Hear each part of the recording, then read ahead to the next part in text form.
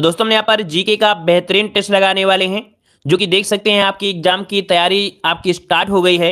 और डेली यहाँ पर आपकी हिंदी की भी क्लासेस दी जा रही हैं, जो कि आपकी हिंदी का प्रैक्टिस सेट और आपकी जीके का भी प्रैक्टिस सेट दिया जा रहा है। अगर ये लगातार क्लास लेते रहेंगे तो आपकी सब कुछ मजबूत हो जाएगा और बेहतरीन तरीके से आप लोग अपना रिजल्ट हासिल करेंगे। ठीक है, चलिए गुड इवनिंग, नमस्कार सभी को, जय हिंद, सभी को जय हिंद।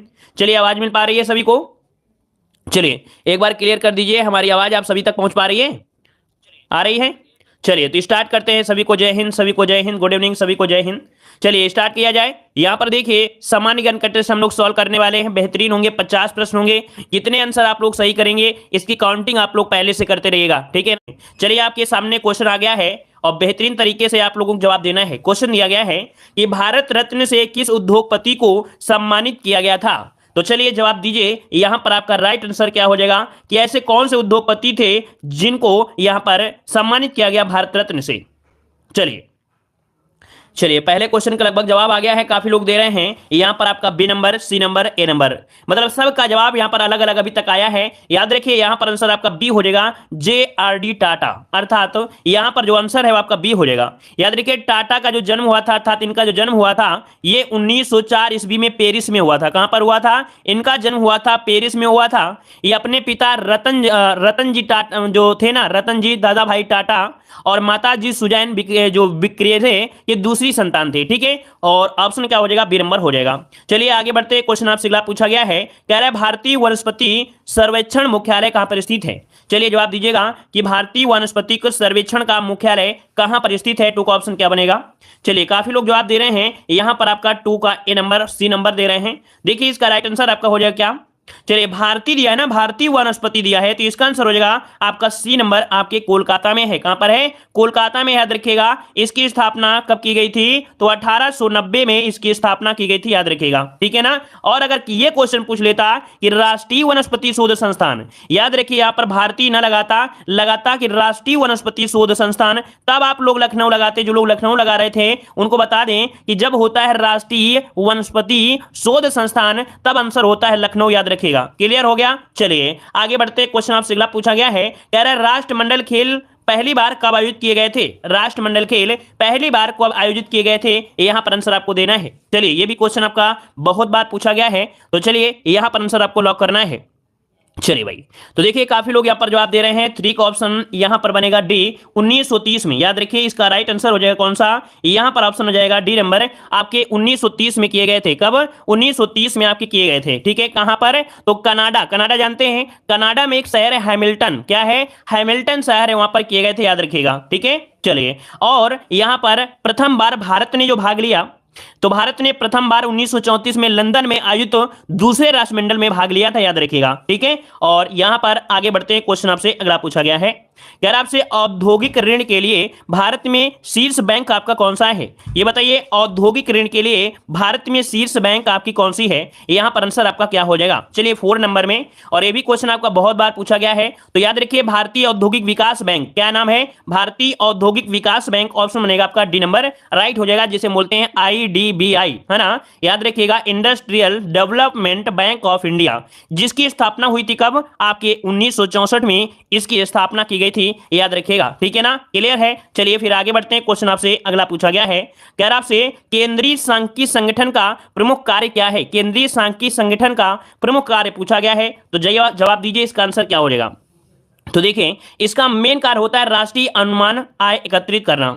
मतलब यहां पर ये हो सकता है जो आंसर है वो आपका हो जाएगा कौन सा? आपका बी नंबर आपका हो जाएगा। इसे बोलते हैं CSO बोलते हैं, है ना, सेंट्रल स्टैटिस्टिकल ओमनाइजेशन, ऐसे कुछ बोलते हैं इंग्लिश में, CSO बोलते हैं। ठीक है ना, तो यहां पर याद रखिए ऑप्शन आपका बनेगा कौन सा? बी नंबर इसका राइट हो जाएगा। ठीक है, आगे बढ़ते हैं। क्वेश्चन आपसे अगला पूछा गया है, कह रहा है तुगलकनामा की रचना किसने की?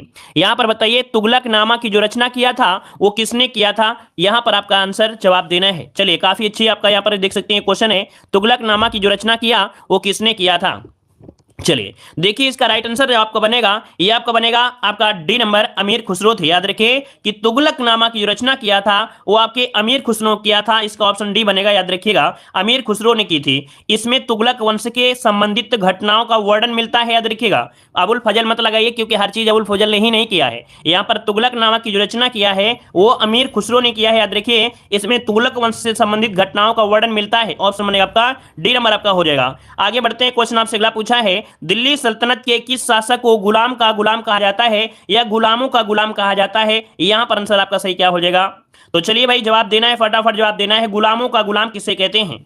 तो देखिए ऑप्शन आ रहा है बी नंबर, आपके इल्तुतमिश को कहते हैं। बिल्कुल सही है, क्योंकि इल्तुतमिश को यहां पर कह सकते हैं दिल्ली का वास्तविक संस्थापक भी कहते हैं। ये आपके जो कुतुबुद्दीन ऐबक था, है ना, कुतुबुद्दीन ऐबक का भी गुलाम था, साथ में मोहम्मद गोरी का भी क्या था? गुलाम था। इस कारण इसे गुलामों का गुलाम कहते हैं। ऑप्शन बनेगा आपका कौन सा? बी नंबर हो जाएगा। राइट, आगे बढ़ते हैं। क्वेश्चन आपसे अगला पूछा गया है कि दार उल सफा की स्थापना किसने की? यहां पर बताइए दार उल सफा की जो स्थापना किया था वो किसने किया? यहां पर आंसर क्या होगा? तो याद रखिएगा दार उल सफा आपकी फिरोज शाह तुगलक ने, ठीक है, फिरोज शाह तुगलक ने की थी। या एक है क्या? याद रखिए दार उल सफा क्या था? ये एक राजकीय अस्पताल था। क्या था भाई? ये एक आपका अस्पताल था। याद रखिएगा ये एक प्रकार का अस्पताल विभाग होता था। आगे बढ़ते हैं, क्वेश्चन आपसे अगला पूछा है कि फारसी यात्री अब्दुल रज्जाक ने किसके काल में विजयनगर की यात्रा की थी? यहां पर आपको बताना है कि जो आपके फारसी यात्री हैं नाम क्या है? अब्दुल रज्जाक। ये किसके शासन काल में? तो याद रखिए आपका आंसर हो जाएगा देव राय द्वितीय के शासन काल में। ऑप्शन बनेगा यहां पर आपका बी नंबर हो जाएगा। ठीक है ना, क्लियर है। और वह खुरासन के सुल्तान मिर्जा शाहरुख का दूत था। अर्थात जो खुरासन पड़ता था तो खुरासन के सुल्तान मिर्जा शाहरुख का क्या था? ये दूत था। तो ऑप्शन बनेगा आपका बी नंबर। चलिए आगे बढ़ते हैं। क्वेश्चन आपसे दिया गया है कि शिवाजी ने किस वर्ष छत्रपति की उपाधि धारण की थी? यहां पर जवाब देना है। सेम टू सेम क्वेश्चन आपको मिलेंगे, याद रखिएगा। तो शिवाजी ने किस वर्ष छत्रपति की उपाधि धारण की? यहां पर आंसर देना है। तो चलिए जवाब क्या हो जाएगा? छाछठ मत लगाइए, क्योंकि यहां पर आपको पता है छत्रपति की उपाधि इन्होंने बहुत बाद में रखी थी। मतलब ऑप्शन हो जाएगा आपका सी नंबर 1674 में। याद रखिएगा इन्होंने अपना राज तिलक करवाया था। क्या राज तिलक जो करवाया था वो आपकी कब करवाया था? 1674 में राज जब से कराया था। कहां पर करवाया था ये बताइए, जल्दी से कमेंट करिए कि शिवाजी ने अपना राज तिलक जो करवाया कहां पर करवाया। चलिए रायगढ़, बिल्कुल सही है। याद रखिए रायगढ़ में करवाया था, रायगढ़ में करवाया था। ठीक है ना। और कह सकते हैं कि राजअभिषेक की प्रक्रिया काशी के एक पंडित थे गंगाधर द्वारा संपन्न करवाया था। और इसी अवसर पर शिवाजी ने छत्रपति की उपाधि धारण की थी। ऑप्शन बनेगा आपका सी नंबर। क्लियर है ना। चलिए पहली बार जुड़ रहे हैं तो भाई चैनल को जरूर सब्सक्राइब करिएगा। हिंदी का भी प्रैक्टिस सेट दिया जा रहा है तो आप लोग प्ले लिस्ट के माध्यम से देखते जाइएगा। ठीक है, अगर आपको थोड़ा भी पसंद आ रहा है तो हमें मोटिवेट करने के लिए वीडियो को लाइक शेयर जरूर करते रहिएगा। ठीक है, चलिए क्वेश्चन आ गया है कि किस पुर्तगाली गवर्नर ने कोचीन की जगह गोवा को पुर्तगालियों की राजधानी बनाया? अब आप ही बताइएगा कि किस पुर्तगाली गवर्नर ने कोचीन की जगह गोवा को पुर्तगालियों की राजधानी बनाया? तो कोचीन की जगह इसने गोवा को राजधानी बनाया, ये किसने बनाया था? चलिए यहां पर आंसर देना है, ये है नीना डी कुन्हा। यहां पर आंसर हो जाएगा बी वाला हो जाएगा, अल्मीडा मत लगाइएगा। यहां पर आंसर आपका सी हो जाएगा नीना डी कुन्हा। नीना डी कुन्हा ये जो आपके 1530 में, कब भैया? 1530 में कोचीन की जगह गोवा को पुर्तगालियों की राजधानी बनाया और उसी ने सेंट टोमे तथा हुगली में पुर्तगालियों की बस्ती भी बसाया था। तो ऑप्शन हो जाएगा यहां पर आपका सी नंबर। आगे बढ़ते हैं, क्वेश्चन आपसे अगला पूछा गया है, कह रहा आपसे क्वेश्चन कि अंग्रेजों एवं फ्रांसीसियों के बीच पेरिस की संधि कब हुई थी? यहां पर जवाब दीजिएगा कि अंग्रेजों एवं फ्रांसीसियों के बीच पेरिस की संधि कब हुई? पेरिस की संधि। चलिए पेरिस की संधि आपको बताना है, आपका आंसर क्या हो जाएगा? चलिए तो देखिए यहां पर आपका आंसर हो जाएगा 1763। यहां पर आंसर बनेगा आपका डी नंबर। 1763 ईस्वी में हुआ था, अर्थात पेरिस की संधि हुई थी इसमें अंग्रेज और फ्रांसीसियों के बीच 1763 में। और इस संधि के द्वारा क्या हुआ था? कर्नाटक का युद्ध हुआ था। कौन सा? तृतीय कर्नाटक युद्ध का अंत हुआ था। याद रखिए तृतीय कर्नाटक युद्ध जो हुआ था इसी से आपका युद्ध हुआ था, तृतीय कर्नाटक युद्ध से अंत हुआ था। याद रखिएगा, ठीक है ना। और शर्तों के अनुसार क्या हुआ? अंग्रेजों ने फ्रांसीसियों की भारत में जीती गई जितनी भी आपकी फैक्ट्रियां थी वो सब आप फ्रांसीसी अपनी फैक्ट्री किलेबंदी नहीं कर सके और वहां सैनिक भी नहीं रह सकते थे, ये इसमें हुआ था। ठीक है, आगे बढ़ते हैं। क्वेश्चन आपसे दिया गया है कि तत्वबोधिनी सभा की स्थापना किसके द्वारा की गई थी? तत्वबोधिनी सभा की स्थापना किसके द्वारा की गई थी? आपको आंसर लॉक करना है। चलिए 13 का ऑप्शन लॉक करना है। चलिए तो देखिए तत्वबोधिनी सभा दिया है ना, चलिए सभी लोग जवाब दीजिए, प्रयास करिए सभी लोगों का जवाब सही हो। अगर नहीं आता है तो आप लोग ऐसे टॉपिक को पढ़ते रहिए, रिवीजन करते रहिए, थ्योरी पढ़ते रहिए, अपनी तैयारी बिल्कुल बेहतरीन करते रहिए। ठीक है, ये समझिए कि आपसे ज्यादा कोई अच्छा नहीं है अगर आप पढ़ने में लगा कंटिन्यू रहते हैं तो। देखिए देवेंद्रनाथ टैगोर, जिसका ऑप्शन आया बिल्कुल सही हो जाएगा कि तत्वबोधिनी सभा की स्थापना देवेंद्रनाथ टैगोर के द्वारा की गई थी। कब की गई थी? तो आपके 1839 में, याद रखिए ऑप्शन बनेगा यहां पर आपका सी नंबर है, 1839 में की गई थी, ये भी नोट करिएगा। आगे बढ़ते हैं, क्वेश्चन आपसे दिया है कि महात्मा गांधी एवं वी आर अम्बेडकर के बीच पूना समझौता कब हुआ था? बताइए, महात्मा गांधी और वी आर अम्बेडकर के मध्य पूना समझौता कब हुआ? यहां से क्वेश्चन आपके बनते हैं भाई, जवाब दीजिएगा। चलिए तो देखिए आपका जवाब हो जाएगा 32। कौन 32? ऑप्शन आपका बी, सितंबर 1932, जिसका ऑप्शन है राइट हो जाएगा। सितंबर 1932 में हुआ था, याद रखिएगा। देखिए हुआ क्या था कि सितंबर 1932 में जो महात्मा गांधी और दलित नेता, दलित नेता कौन थे? वी आर अम्बेडकर थे। तो महात्मा गांधी और दलित नेता वी आर अम्बेडकर के मध्य पूना समझौता हुआ था। पूना समझौते के अनुसार दलितों के लिए पृथक निर्वाचन व्यवस्था समाप्त कर दी गई थी। दलितों के लिए पृथक निर्वाचन जो व्यवस्था थी वो समाप्त कर दी गई थी, याद रखिए समझौते में। तो ऑप्शन बनेगा यहां पर आपका बी नंबर। क्लियर है ना? हर एक पॉइंट को समझते चलेगा, एग्जाम में क्वेश्चन कहीं से भी बन सकता है। अगला क्वेश्चन आपके सामने आ गया है कि किस बौद्ध संगीति में बौद्ध धर्म दो भागों में विभाजित हो गया था? तो बौद्ध धर्म जो दो भागों में विभाजित हुआ था, ये किसमें विभाजित हुआ? चलिए कौन सी आपकी संगीति थी? ये चौथी थी, याद रखिए ऑप्शन बनेगा यहां पर आपका आंसर हो जाएगा डी नंबर, चतुर्थ हो जाएगा, चतुर्थ हो जाएगा। याद रखिए चतुर्थ बौद्ध संगीति की अगर बात करते हैं, इसका आयोजन हुआ था कुंडल वन में। कहां हुआ था भाई? तो आप याद रखिए कुंडल वन। अच्छा कुंडल वन कहां पड़ता है? जल्दी से कमेंट कर दीजिए तब तक। देखिए कुंडल वन में हुआ था और इस संगीति में बौद्ध धर्म दो भागों में हीनयान और महायान में विभाजित हो गया था। और इस संगीति की अध्यक्षता किसने किया था? वासुमित्र ने। किसने? तो आपकी वासुमित्र ने इसकी अध्यक्षता किया था। ये कुंडल वन पड़ता है आपकी कश्मीर, बिल्कुल सही जवाब है कि ये कश्मीर में पड़ता है। ठीक है, आगे बढ़ते हैं। क्वेश्चन आपसे दिया गया है कि जैन धर्म के तीसरे तीर्थकर का प्रतीक चिन्ह क्या है? जैन धर्म के तीसरे तीर्थकर आपको बताना है। और यहां पर आपका आंसर क्या हो जाएगा? तीसरे तीर्थकर जो आपके थे वो थे संभवनाथ। कौन थे भाई? यहां पर थे संभवनाथ थे। ठीक है, और इनके जो प्रतीक चिन्ह था वो कौन था? घोड़ा था। ऑप्शन बनेगा आपका डी नंबर है, घोड़ा था, याद रखिएगा। अगर जैन धर्म के बारे में बात करें तो जैन धर्म के संस्थापक ऋषभ देव थे और इस धर्म में कुल 24 तीर्थकर हुए हैं, जिसमें महावीर अंतिम तीर्थकर थे, है ना। और जैन धर्म के तीसरे तीर्थकर थे संभवनाथ, जिनका प्रतीक चिन्ह था घोड़ा। ऑप्शन बनेगा आपका डी नंबर। क्लियर हुआ? आगे बढ़ते हैं। क्वेश्चन आपसे दिया गया है कि निम्नलिखित में से कौन सा वेद कन्याओं के जन्म की निंदा करता है? कौन सा वेद है जो कन्याओं के जन्म की निंदा करता है? यहां पर जवाब देना है। आपका सही जवाब क्या हो जाएगा? ये वेद है आपका कौन सा? चलिए काफी लोग जवाब दे रहे हैं यहाँ पर ए नंबर। याद रखिए यहाँ पर यजुर्वेद नहीं, यहाँ पर होगा अथर्ववेद होगा। याद रखिए अथर्ववेद ये कन्याओं की जन्म की निंदा करता है। इस वेद में रोग निवारण, तंत्र मंत्र, जादू टोना इत्यादि वर्णन मिलता है। इस वेद में सभा और समिति को प्रजापति की दो पुत्रियां भी कहा जाता है। याद रखिएगा कि इस वेद में जो सभा और समिति हैं, इन्हें प्रजापति की दो पुत्रियां कहा जाता है आपके अथर्ववेद में। ऑप्शन बनेगा यहाँ पर आपका डी नंबर। क्लियर है ना? चलिए आगे बढ़ते हैं। क्वेश्चन दिया गया है, कह रहे सर्वप्रथम भारत पर होने वाले हूण आक्रमण की जानकारी किसे प्राप्त होती है? भारत में होने वाला हूण आक्रमण, याद रखिएगा कि सर्वप्रथम जो आपकी जानकारी मिलती है वो कौन से अभिलेख से? ये अभिलेख है आपका भीतरी स्तंभ अभिलेख। याद रखिए इसका राइट आंसर हो जाएगा भीतरी स्तंभ अभिलेख से प्राप्त होता है, याद रखिएगा। ठीक है ना? और इस स्तंभ अभिलेख का संबंध है स्कंदगुप्त से। किसे है? तो आपके स्कंदगुप्त से संबंध है, इस अभिलेख का संबंध है स्कंदगुप्त से है, याद रखिएगा। ठीक है, चलिए आगे बढ़ते हैं। क्वेश्चन आपसे अगला पूछा गया है कि वैदिक काल में जीवन पर अविवाहित रहने वाली महिला को क्या कहा जाता था? चलिए वैदिक काल में जीवन भर जो अविवाहित महिलाएं थी, अविवाहित जो विवाह नहीं करती थी, उन महिलाओं को क्या कहते थे? तो इनको कहते थे आजामू। क्या कहते थे? ऑप्शन हो जाएगा सी, आजामू कहते थे, आजामू कहते थे, याद रखिएगा। और वैदिक सभ्यता एक कैसी सभ्यता थी? अगर क्वेश्चन पूछे कि वैदिक सभ्यता जो थी कैसी सभ्यता थी, ये ग्रामीण सभ्यता थी। क्या थी भाई? ग्रामीण सभ्यता थी, याद रखिए ग्रामीण सभ्यता। क्लियर है? आगे बढ़ते हैं। क्वेश्चन आपसे अगला पूछा गया है कि किस ग्रह का विशिष्ट गुण उसके चुंबकीय क्षेत्र का होना है? अर्थात एक ऐसा गुण है जिसका कह सकते हैं गुण है चुंबकीय क्षेत्र का होना। ये जाना जाता है आपका बुध ग्रह है, याद रखिए इसका ऑप्शन बनेगा बी नंबर। ठीक है, शनि मत लगाइएगा, यहां पर लगाना है आपको बुध लगाना है, बुध। ठीक है ना? बुध जो सबसे छोटा है, जिसका कोई उपग्रह नहीं है या सूर्य के सबसे नजदीक है, इसका सबसे विशिष्ट गुण है चुंबकीय क्षेत्र का होना। तो ये कई सारे पॉइंट होते हैं जो कि आपके बुध ग्रह से बनते हैं। ऑप्शन बनेगा आपका बी नंबर हो जाएगा। चलिए आगे बढ़ते हैं। क्वेश्चन आपसे अगला पूछा गया है कि भूमध्य सागर का प्रकाश स्तंभ किस ज्वालामुखी को कहा जाता है? भूमध्य सागर का प्रकाश स्तंभ, याद रखिएगा इसे आपके ज्वालामुखी को कहा जाता है, अर्थात कह सकते हैं भूमध्य सागर का प्रकाश स्तंभ ज्वालामुखी कौन सा है?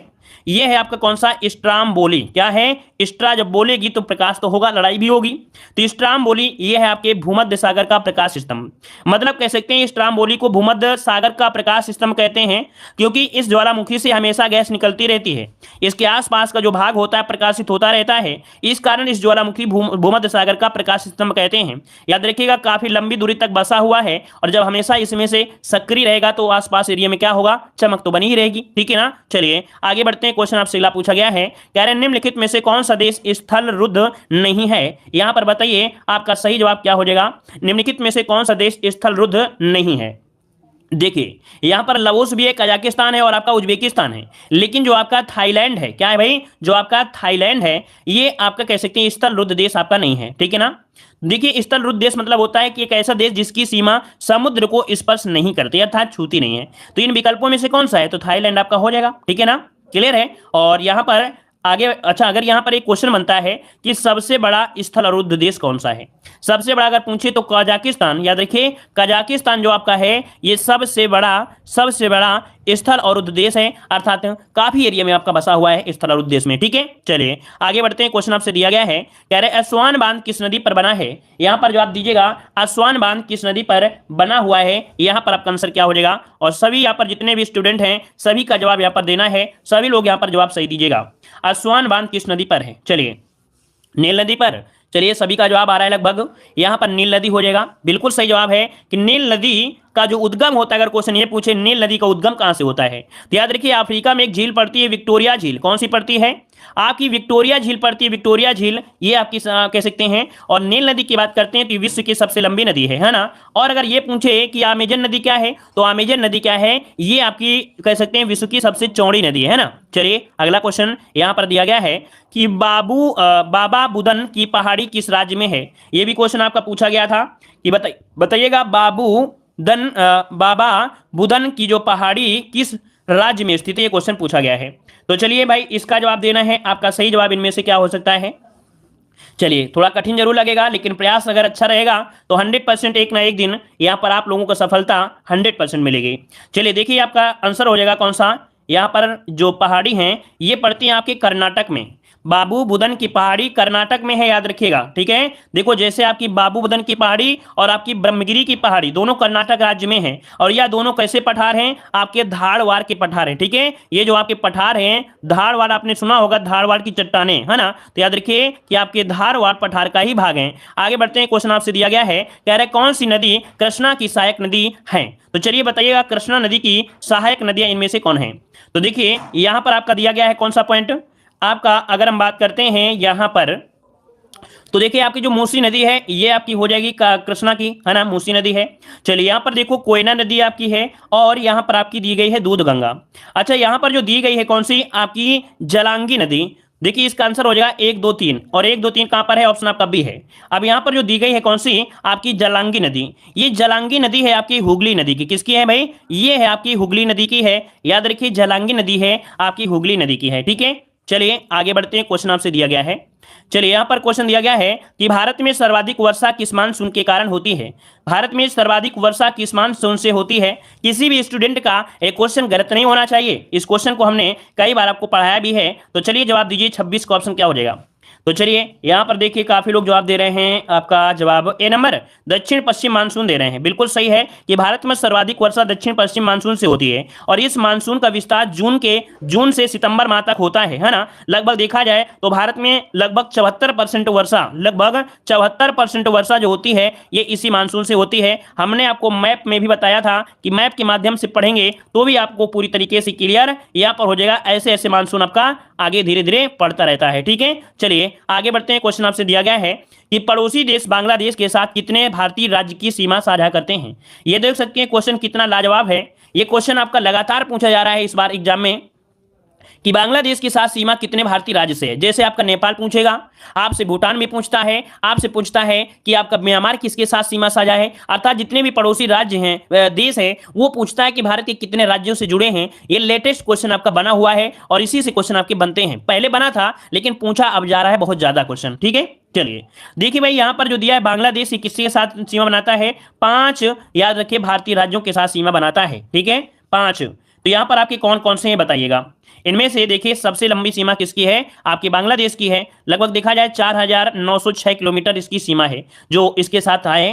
तो देखिए सबसे पहले असम के साथ बनाता है सीमा, असम के साथ बनाता है। फिर इसके बाद यहां पर आपका मेघालय, मिजोरम, त्रिपुरा और आपका पश्चिम बंगाल। याद रखिएगा ये आपके असम के साथ भी है। काफी लोग असम को नहीं समझेंगे कि असम से है कि नहीं। जब मेघालय के ऊपर जाओगे, याद रखिएगा ये जो बांग्लादेश है कुछ इस प्रकार से बना हुआ है, और जब ऐसे आप लोग जाएंगे तो ऐसे जो हल्का से ये कोना निकला है, ठीक है, ये कोना, ये वाला कोना ही आपके असम के साथ स्पर्श करता है, याद रखिएगा। ठीक है, तो इस कारण से आपके 5 आपके हैं, याद रखिए। आगे बढ़ते हैं। क्वेश्चन दिया गया है कि भारत तथा चीन के मध्य मैक-मोहन रेखा का निर्धारण किस वर्ष किया गया था। इसके पिछले वाले लेक्चर में क्वेश्चन आपका मिला था जिसमें पूछा गया था यहां पर कि जो मैक-मोहन रेखा है वो किसके बीच है, तो वो आंसर था भारत और चीन के बीच। आज पूछा गया है कि मैक-मोहन रेखा का निर्धारण किस वर्ष किया गया था। चलिए यहां पर जवाब देना है। आपका सही जवाब क्या हो जाएगा, 1914, जिसका ऑप्शन आया है बिल्कुल राइट हो जाएगा। 1914 यहां पर आंसर राइट हो जाएगा। याद रखिएगा इस रेखा का निर्धारण आपके कब, तो शिमला में किया गया था 1914 में। कहां पर, तो शिमला समझौता के नाम से भी इसे जाना जाता है, याद रखिएगा। ठीक है, आगे बढ़ते हैं। क्वेश्चन आपसे दिया है कि राष्ट्रीय आय समिति का गठन किसकी अध्यक्षता में किया गया था। राष्ट्रीय आय समिति का गठन किसकी अध्यक्षता में किया गया था। चलिए राष्ट्रीय आय की अगर बात करते हैं, इस समिति का गठन की अगर बात करते हैं, इसकी अध्यक्षता की गई थी पीसी महालनोबिस, जिनका नाम हमने आपको कई बार बताया है कि जो द्वितीय पंचवर्षीय योजना थी वो पीसी मॉडल पर आधारित थी, पीसी महालनोबिस पर आधारित थी। और इन्हीं की अध्यक्षता में आपके 1949 में, क्या 1949 में राष्ट्रीय आय के अनुमान के लिए यहाँ पर पीसी महालनोबिस की अध्यक्षता में किया गया था, याद रखिए। तो आपको नोट कर लेना है, ऑप्शन बी हो जाएगा। आगे बढ़ते हैं। क्वेश्चन दिया गया है मानव विकास सूचकांक के अंतर्गत निम्नलिखित में से किस विषय को सम्मिलित नहीं किया जाता है। इस क्वेश्चन को तो हमने आपको कई बार बताया है क्योंकि ये क्वेश्चन आपका लाजवाब है। अब आप बताइए इनमें से कौन शामिल नहीं होता है। देखिए भाई, शिक्षा शामिल होती है, प्रति व्यक्ति आय शामिल होती है, जीवन प्रत्यास्था होती है, लेकिन जनसंख्या इसमें से आपकी शामिल नहीं होती। याद रखिए मुख्य 3 विषय होते हैं, जीवन प्रत्यास्था, शिक्षा और प्रति व्यक्ति आय आपकी शामिल होती है। क्लियर है। चलिए आगे बढ़ते हैं। क्वेश्चन आपसे अगला पूछा गया है, कह रहा है सामुदायिक विकास कार्य की शुरुआत किस पंचवर्षीय योजना के दौरान की गई थी। तो भाई ये बताइए, सामुदायिक विकास केंद्र है ना, सामुदायिक विकास कार्यक्रम है जिसकी स्टार्टिंग हुई थी 1952 से। कब हुई थी, आपके 1952 से। अब आप ही बताइए 1952 में कौन सी योजना चल रही थी, तो प्रथम पंचवर्षीय योजना आपकी चल रही थी जो कि आपके हेराल्ड डोमर मॉडल पर आधारित थी। अर्थात जो प्रथम पंचवर्षीय योजना थी वो हैरोल्ड डोमर मॉडल पर आधारित थी। ये भी पॉइंट आपको याद रख लेना है, जो कि 51 से लेकर आपके 56 तक चली थी, है ना। चलिए आगे बढ़ते हैं। क्वेश्चन आपसे दिया है कि आर्थिक दृष्टिकोण से विनिर्माण तथा बिजली विभाग आर्थिक दृष्टिकोण से विनिर्माण तथा बिजली निर्माण किस क्षेत्र के अंतर्गत आपके आते हैं। अब आप जवाब दीजिएगा कि जो विनिर्माण क्षेत्र है और बिजली निर्माण जो क्षेत्र है ये किसके अंतर्गत आपके आते हैं, यहां पर आंसर आपको देना है। चलिए विनिर्माण देखिए आपके द्वितीय क्षेत्र में आते हैं, याद रखिएगा यहां पर आपका द्वितीय क्षेत्र हो जाएगा, ऑप्शन बनेगा यहां पर आपका बी हो जाएगा। ठीक है, और यहां पर जैसे सेवा क्षेत्र होता है वो आपके तृतीय क्षेत्र में आता है। ठीक है, सेवा क्षेत्र होता है तृतीय क्षेत्र में, और कृषि जो आता है वो प्राथमिक क्षेत्र होता है। ठीक है, चलिए यहां पर आगे बढ़ते हैं। क्वेश्चन आपसे अगला पूछा गया है, मानव शरीर का सबसे बड़ा अंग इनमें से कौन सा है। मानव शरीर का सबसे बड़ा अंग इनमें से कौन सा है। ये समझिए कि पेपर लीक हो रहा है धीरे धीरे। ठीक है, जैसे जैसे आप लोग पढ़ेंगे समझो कि वैसे वैसे धीरे धीरे पेपर आपका लीक होता रहेगा, क्योंकि आप लोगों की तैयारी भी बहुत ही बेस्ट होती रहेगी, और आपके जो क्वेश्चन का लेवल भी होगा वो भी समझिए कि ऐसा ही आपको लगेगा कि एग्जाम में कि ऐसे ही क्वेश्चन पूरे के पूरे आपको मिलने वाले हैं। ठीक है, वीडियो को लाइक शेयर भाई आप लोगों ने नहीं किया है तो कर दीजिएगा, थोड़ा टाइम लगाकर वीडियो को लाइक शेयर जरूर कर दिया करें, जिससे मोटिवेट हम भी रहें और भी आपको एनर्जी के साथ आपको पढ़ाते रहें। ठीक है, चलिए मानव शरीर का सबसे बड़ा अंग पूछा गया है, आंसर बनेगा आपका यहाँ पर बी नंबर, यकृत होता है। यकृत जिसे हम लोग लीवर कहते हैं, है ना, लीवर भी इसे कहते हैं ना, जिगर भी कहते हैं, यकृत भी कहते हैं, याद रखिएगा। और यह शरीर की सबसे बड़ी ग्रंथि भी है। लीवर का वजन कितना होता है भाई, इसका वजन होता है 1.5 kg होता है, 1.5 kg होता है, याद रखिएगा, जो कि देखा जाए लगभग 15 से 22 सेंटीमीटर लंबा होता है, सेंटीमीटर। ठीक है, आगे बढ़ते हैं। क्वेश्चन आपसे दिया गया है, कह रहा है देखिए 1.5 ओम के प्रतिरोध वाले परिपथ पर 150 वोल्ट लगाया जाता है तो प्रतिरोध द्वारा कुल खर्च जो शक्ति है वो आपकी कितनी हो जाएगी, ये क्वेश्चन आपसे दिया गया है। तो देखिए भाई इसके लिए एक सूत्र होता है, इसके लिए क्या होता है, एक सूत्र होता है, वो हम आपको सूत्र बता देंगे, उसी से आप लोग सॉल्व कर सकते हैं। यहाँ पर पावर बराबर होता है जो एनर्जी डिस्ट्रीब्यूशन है और आपका टाइम होता है, अर्थात P बराबर होता है E/T। ठीक है, P बराबर E/T होता है, या हम लोग इसे कह सकते हैं क्या, P बराबर इसको जो आपका E है, E को हम लोग बोलते हैं VI कह सकते हैं, T कर सकते हैं। ठीक है, तो ये थोड़ा सवाल है, इसको आप लोग नोट कर आंसर कर दीजिए, हम आंसर आपको बता देते हैं। इसका जो आपका आंसर आएगा वो आपका डी नंबर इसका आंसर आ जाएगा। ठीक है, चलिए ऐसे निकाल लीजिए, हम डायरेक्ट आपको सॉल्व कर देते हैं। यहाँ पर होता है P बराबर V, इसके बाद क्या हो जाएगा, इसके बाद आपको V इंटू आपको कुछ बनेगा, मतलब V 2V बन जाएगा, 2V, और इंटू आपका भागे हो जाएगा 1.5 होता है। ठीक है, ये मैथ का सवाल है, मैथ हमें थोड़ी कम आती है, तो बस आपको बता दिए कि इसी सवाल से आपका आ जाएगा। ठीक है, चलिए आगे बढ़ते हैं। क्वेश्चन दिया गया है, यहाँ पर क्वेश्चन दिया गया है कि पानी की बूंदों का तैलीय पृष्ठ पर न चिपकने का कारण क्या होता है। यहाँ पर जवाब दीजिएगा, आपका आंसर क्या हो जाएगा कि पानी की बूंदों पर तैलीय पृष्ठ न चिपकने का कारण क्या होता है। चलिए यहाँ पर देखिए आपका आंसर इनमें से क्या बनेगा। चलिए पृष्ठ तनाव जवाब आ रहा है। देखिए आपका जवाब इनमें से आपका लगभग सभी का सही आ रहा है। याद रखिएगा ये पृष्ठीय तनाव अर्थात यहाँ पर पृष्ठ तनाव, थोड़ा सोचिए और समझिए तब जवाब दीजिएगा। यहाँ पर क्वेश्चन ये नहीं दिया है कि पानी को बूंदों का गोलाकार कैसा होता है, गोलाकार है ना, लेकिन यहाँ पर पूछा है ना चिपकने का कारण, और ना चिपकने के कारण के हिसाब से आप बताइए क्या हो जाएगा। चलिए तो देखिए भाई यहाँ पर आंसर आपका सी आया है, जिसका बिल्कुल राइट हो जाएगा। याद रखिए तैलीय पृष्ठ पर न चिपकने का क्या कारण होता है, याद रखिए इसका जो आंसर हो जाएगा वो आसंजक बल होता है। क्या होता है, आसंजक बल होता है। अगर क्वेश्चन ये पूछता कि पानी की बूंद गोलाकार होती है किस कारण से, तब आप पृष्ठ तनाव की वजह से कह सकते थे। यहाँ पर आंसर आपका सी हो जाएगा। नोट करिए, जल्दीबाजी में क्वेश्चन लगभग 50% अधिक लोगों से गलतियां हो जाती हैं, याद रखिएगा। ठीक है, अगर ऑप्शन में पहले पृष्ठ तनाव मिल जाए तो ये लगभग 50% लोग इसका आंसर ए ही लगा देते हैं, याद रखिएगा। ठीक है, चलिए आगे बढ़ते हैं। क्वेश्चन आपसे अगला पूछा है कि तुल्यकारी उपग्रह के परिक्रमण की अवधि जो होती है वो आपकी कितनी होती है। चलिए यहां पर बताइए, तुल्यकारी उपग्रह मतलब जो होता है पृथ्वी के ही जैसा होता है, पृथ्वी के बराबर ही होता है उसकी जो चाल होती है, तो यहां पर आंसर हो जाएगा 24 घंटा हो जाएगा। मतलब तुल्यकारी उपग्रह पृथ्वी की सतह से लगभग देखा जाए 36,000 किलोमीटर की ऊंचाई पर आपके घूर्णन करते हैं और घूर्णन की दिशा में ही परिक्रमण करते हैं, तो इसकी अवधि होती है आपकी 24 घंटे के समान होती है। तो यहां पर आंसर क्या हो जाएगा, यहां पर ये नंबर राइट हो जाएगा। आगे बढ़ते हैं। क्वेश्चन आपसे अगला पूछा गया है, पेंडुलम को चंद्रमा पर ले जाने पर उसके आवर्तकाल पर क्या प्रभाव पड़ता है। अगर पेंडुलम घड़ी को अगर आप चंद्रमा पर ले जाते हैं तो ये बताइए उसके आवर्तकाल में जो आपकी होगी वो क्या परिवर्तन होगा, घटेगा या बढ़ेगा।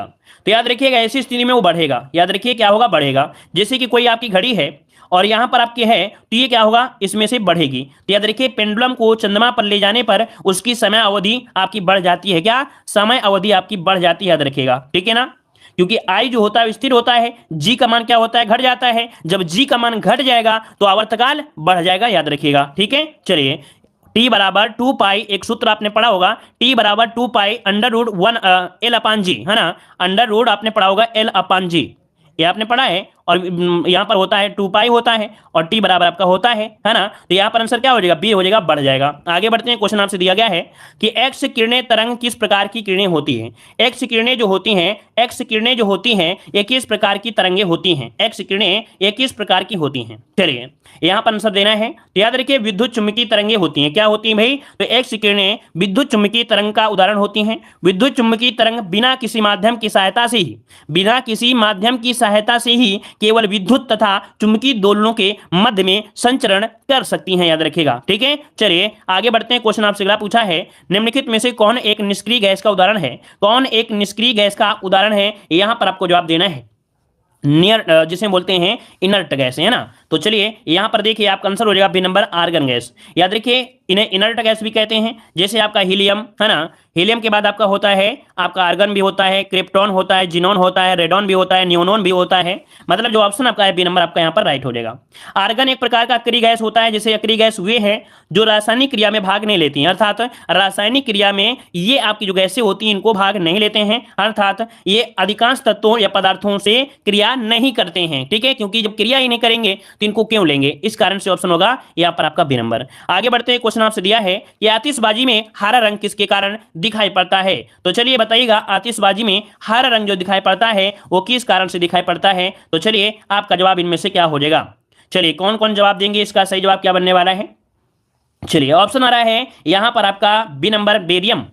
चलिए बेरियम मतलब आपका भाई सी नंबर। अच्छा वेरी गुड, यहाँ पर देखिए अच्छा जवाब है, यहाँ पर हो जाएगा सी नंबर। यहाँ पर वेरियम होता है, याद रखिए यहाँ पर वेरियम की वजह से क्या होता है, यहाँ पर दिखाई देता है कैसा, हरा रंग दिखाई देता है। लेकिन अगर क्वेश्चन ने पूछ ले लाल रंग, तो लाल रंग जो आतिशबाजी में दिखाई देता है वो स्ट्रांसियम के कारण, किसके कारण, स्ट्रांसियम के कारण यहाँ पर लाल रंग दिखाई देता है। याद रखिए स्ट्रांसियम के कारण क्या होता है, लाल रंग। तो इसे आप लोग नोट करिए क्योंकि एग्जाम में क्वेश्चन पूछा जाता है। ठीक है, मान लो दो चीजें तो आपने पढ़ा है, हरा और लाल पढ़ा है, लेकिन अगर नीला आ जाए तो, अगर मान लो नीला आ जाए तो क्या करोगे, नीला आ जाए, अगर ऑप्शन में नीला आ जाए कि नीला रंग किसकी वजह से आता है, तो ये होता है कॉपर की वजह से। किसके, तो आपके कॉपर की वजह से नीला रंग होता है। ठीक है, मान लो अगर सिल्वर कलर आ जाए कि सिल्वर रंग कैसा क्यों होता है, इसका आपका ला था। ठीक है, अगर मान लो सिल्वर रंग आ जाए, सिल्वर, अगर सिल्वर आ जाए सिल्वर, तो ये होता है एल्यूमिनियम के कारण। किसके कारण, तो सिल्वर जो आपका रंग होता है ये एल्यूमिनियम की वजह से होता है, एल्यूमिनियम की वजह से होता है, याद रखिएगा। ठीक है ना, क्लियर है, तो इसको नोट कर लीजिएगा जो हमने आपको बता दिया है। आगे बढ़ते हैं, क्वेश्चन आपसे अगला पूछा गया है, कह रहा 15 दिसंबर 1946 को संविधान सभा में उद्देश्य प्रस्ताव के लिए किन्होंने प्रस्तुत किया था, अर्थात उद्देश्य प्रस्ताव के बारे में पूछा गया है, किसने प्रस्तुत किया। उद्देश्य प्रस्ताव आपके पंडित जवाहरलाल नेहरू, जो कि ऑप्शन बनेगा यहां पर आपका डी नंबर। अब यहां से 2-3 पॉइंट ये पूछेगा कि डेट आपको बताना है, तो भाई डेट भी आपका हो जाएगा, ये शायद 13 दिसंबर को है ना, यहां पर 15 दिसंबर नहीं होगा भाई, 13 दिसंबर होगा। 13 दिसंबर 1946 को उद्देश्य प्रस्ताव प्रस्तुत किया गया था। और उद्देश्य प्रस्ताव को जो कह सकते हैं स्वीकृति मिली थी, वो कब मिली थी, तो 22 जनवरी, याद रखिए 22 जनवरी 1947 को, 1947 को इसको स्वीकृति मिल गई थी आपकी प्रस्तावना को, याद रखिएगा। ठीक है, उद्देश्य प्रस्ताव को। ठीक है, क्लियर है। आगे बढ़ते हैं, क्वेश्चन आपसे अगला पूछा गया है, यार भारतीय संविधान में राज्यसभा के सदस्यों की निर्वाचन प्रक्रिया किस देश के संविधान से ग्रहित की गई है। तो चलिए जवाब देना है कि संविधान में राज्यसभा के सदस्यों की निर्वाचन की प्रक्रिया, राज्यसभा के निर्वाचन की प्रक्रिया किस देश के संविधान से संग्रहित की गई है, यहां पर आंसर आपको देना है। आपका सही जवाब इनमें से क्या हो जाएगा, राज्यसभा के सदस्यों को निर्वाचन की प्रक्रिया। चलिए, ऐसा तो नहीं लगता है कि हम बहुत धीमे पढ़ा रहे हैं या हम बहुत तेज पढ़ा रहे हैं, आप लोग एक बार कमेंट करिए ताकि हमें भी पता चले कि जो हमारी स्पीड है वो आपकी सही है कि नहीं है। क्योंकि हर एक क्वेश्चन को ऐसा तो नहीं है डायरेक्ट आंसर बता दे रहे हैं, उसके बारे में थोड़ा बहुत नॉलेज आपको देते चल रहे हैं, ताकि एग्जाम में अगर क्वेश्चन घुमा भी दे तो भी आपको पता चलता रहे। ठीक है ना, हमारी हिसाब से ठीक है, लगभग स्पीड भी आपको लगातार दे रहे हैं। चलिए, तो देखिए यहां पर जो आपका है, यहां पर जो आपका आंसर हो जाएगा वो क्या हो जाएगा, तो देखिए आपका जवाब हो जाएगा दक्षिण अफ्रीका। याद रखिएगा कि जो संविधान में दक्षिण अफ्रीका से संविधान संशोधन की प्रक्रिया ली गई है, संविधान संशोधन की प्रक्रिया और राज्यों के जो निर्वाचन है, अर्थात राज्यसभा के सदस्यों की निर्वाचन की प्रक्रिया आपकी ली गई है आपके दक्षिण अफ्रीका से। तो ये भी पॉइंट याद रखिए, संविधान संशोधन भी और ये भी। ठीक है, चलिए आगे बढ़ते हैं, क्वेश्चन आपसे अगला पूछा है, प्रोटेम स्पीकर की नियुक्ति कौन करता है। अब आप ही बताइए कि प्रोटेम स्पीकर की जो नियुक्ति करता है वो आपका कौन करता है, आपको जवाब देना है। प्रोटेम स्पीकर की नियुक्ति यहां पर कौन करता है। चलिए, तो देखिए ऑप्शन हो जाएगा आपका सी नंबर, राष्ट्रपति करेगा। याद रखिए प्रोटेम स्पीकर की नियुक्ति लोकसभा के आम चुनाव के बाद, क्या लोकसभा, क्योंकि नियुक्ति की बात किया है ना, नियुक्ति की बात किया है, तो लोकसभा के आम चुनाव के बाद राष्ट्रपति द्वारा की जाती है। यह सामान्यतः लोकसभा का सबसे वरिष्ठ सदस्य होता है। यह लोकसभा के नवनिर्वाचित सदस्यों को शपथ ग्रहण करवाता भी है और लोकसभा अध्यक्ष हैं कि चुनाव में सदन की मदद भी करता है। ठीक है, तो ऑप्शन हो जाएगा आपका सी नंबर। आगे बढ़ते हैं, क्वेश्चन आपसे अगला पूछा गया है कि निम्नलिखित में से कौन सा कोशिकांग जंतु कोशिका में नहीं पाया जाता है। वेरी वेरी आईएमपी क्वेश्चन, याद रखिएगा कि निम्नलिखित में से कौन सा कोशिकांग जंतु कोशिका में नहीं होता है। तो जंतु कोशिका में नहीं होता है कौन सा, ये है आपका कौन सा भाई, आपके तारकाय भी होते हैं, यहाँ पर गाल्जिकाय भी होते हैं, लाइसोसोम भी होते हैं, लेकिन यहाँ पर रसधानी, ये जो आपका रसधानी है ये पादप कोशिकाओं में पाए जाते हैं। याद रखिए ये जो पाए जाते हैं आपके पादप कोशिकाओं, अर्थात जैसे पेड़ पौधे हैं उनमें पाए जाते हैं। इससे क्या होता है, इससे होता है जो जल होता है, खनिज होता है, लवण होता है, कार्बोहाइड्रेट होते हैं, वो इसमें उपस्थित होते हैं और यही पेड़ पौधों को क्या करते हैं, उनको जल, उनको खनिज, कार्बोहाइड्रेट, लवण पहुंचाते हैं। ठीक है, तो ऑप्शन हो जाएगा आपका सी नंबर। अगला क्वेश्चन आपसे दिया है कि कौन सा एंजाइम वसा को वसी अम्ल तथा ग्लिसरॉल को ग्लिसरॉल में परिवर्तित करता है। चलिए, कौन सा एंजाइम वसा को वसी अम्ल तथा ग्लिसरॉल में परिवर्तित कर देता है। यहां पर आपका आंसर क्या हो जाएगा, आंसर यहां पर जो आपका बनेगा कौन सा बन सकता है, तो देखिए भाई यहां पर दिया है इमाइलेस, ट्रिप्सिन, पेप्सिन, इनमें से कोई नहीं। इसका आंसर होगा क्या, इसका आंसर होगा डी नंबर। भाई इसमें से ऑप्शन जो बनेगा वो डी बनेगा।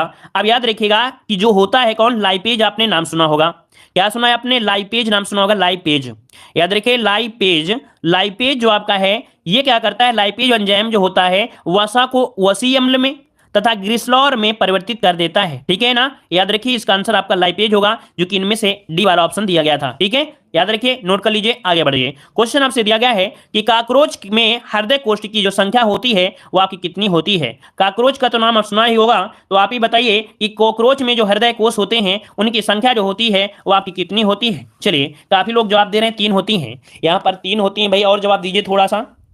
चलिए, 46 को ऑप्शन डी भी दे रहे हैं, बी दे रहे हैं, ए दे रहे हैं, सी दे रहे हैं, मतलब हर प्रकार के आंसर हैं। याद रखिए यहां पर आंसर आपका लॉक हो जाएगा, यहां पर डी नंबर 13 होते हैं। काकरोच में हृदय कोष्ठों की संख्या कितनी होती है, 13 होती है।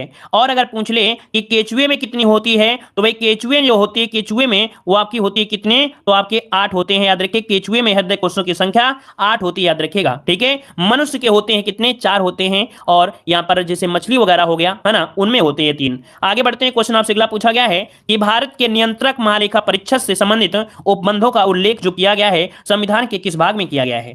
तो भाई नियंत्रक महालेखा परीक्षक ये केंद्र के अंतर्गत आते हैं, अर्थात आपका भाग जो 5 है वो आपको बताया गया था कि आर्टिकल नंबर 148 से लेके आपके 151 तक आपके वर्णन मिलेंगे, नियंत्रक महालेखा परीक्षक के बारे में मिलता है, याद रखिएगा। ठीक है ना, याद रहेगा। आगे बढ़ते हैं, क्वेश्चन दिया गया है ये पंचायत चुनाव में निर्वाचित होने के लिए न्यूनतम आयु कितनी होनी चाहिए। पंचायत चुनाव में निर्वाचित होने के लिए न्यूनतम आयु कितनी होनी चाहिए, आपको जवाब देना है। इस प्रकार के क्वेश्चन तो आपको हमेशा हम सॉल्व करवाते हैं, इस कारण इस क्वेश्चन का जवाब आप लोग कमेंट बॉक्स में कमेंट करिएगा। ठीक है, इसका जवाब आप लोग कमेंट बॉक्स में कमेंट करिए। अगला क्वेश्चन दिया है कि प्रथम राजभाषा आयोग का गठन किस वर्ष किया गया था।